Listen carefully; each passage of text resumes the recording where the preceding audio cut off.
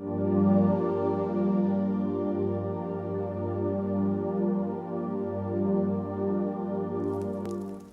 times we have practices, management practices that we want to do, or we can get by with cutting trees down with a chainsaw.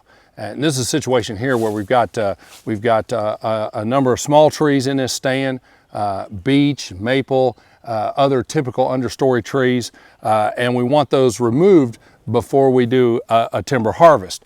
And so one way of getting rid of those, of course, is with a chainsaw.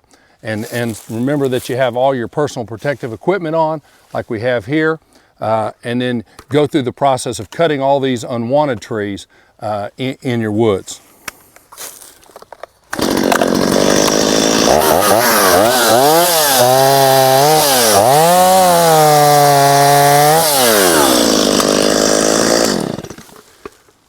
Now, that's pretty simple to do when it's one tree, but it's much more difficult when you do hundreds of trees per acre like this. But the chainsaw certainly could be used to do that. You notice that I cut the stump pretty low, which you want to do, obviously. And this practice of cutting the trees like this with a chainsaw is fine if you're not going to worry about stump sprouting. Now, all our hardwood species are going to stump sprout. This beech certainly will stump sprout, and that will have a proliferation of sprouts coming from this. If that's going to be a problem, then that sprouting needs to be controlled, and you can work with your forester to determine when that might be. And we're going to control the sprouting on this stump using chemicals. So let's talk a little bit about how we would go about doing that. So when you have a situation where you've got trees that you've cut down and you want to control their sprouting, you can use what we call a cut stump treatment, which is you do that just like the name implies.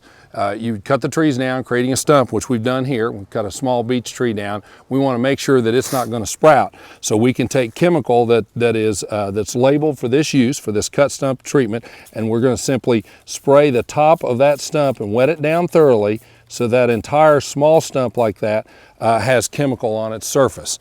And that chemical will be absorbed into that stump, go down in the root system, and kill the root system out and stop the sprouting of that stump. Now, there's something that is important here.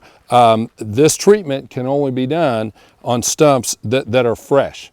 If that stump is sit a day or two, it's not fresh anymore, and the chemical will have a hard time penetrating that dried out tissue or that dried out top of that stump.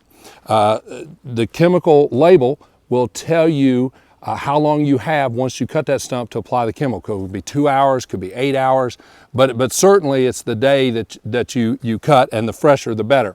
So here we had a stump that we just cut. It was fresh, sprayed the chemical on it, allowed to absorb down in there, and it'll do a good effective job of controlling the sprouting from this stump. Now notice that also something I want to point out, this chemical was purple. And it was purple because we put a dye in the chemical, and we put a dye in the chemical or the herbicide to allow us to tell what stumps have been treated and which ones haven't. So it's a good way of helping you keep track of where you've worked and where you haven't. With a larger stump, it's not necessary to treat the entire surface of the stump. For larger stumps, it's important that you treat the sapwood band, which typically shows up as a white band in many species, but it's the outer edge of the wood, and including, you want to treat the outer bark as well. So it's a band around the outside. The middle of the tree, or the heartwood of the tree, you wouldn't necessarily have to treat it. And so in this case, using the backpack sprayer, you can simply run your chemical around the outside of the stump like this, treating that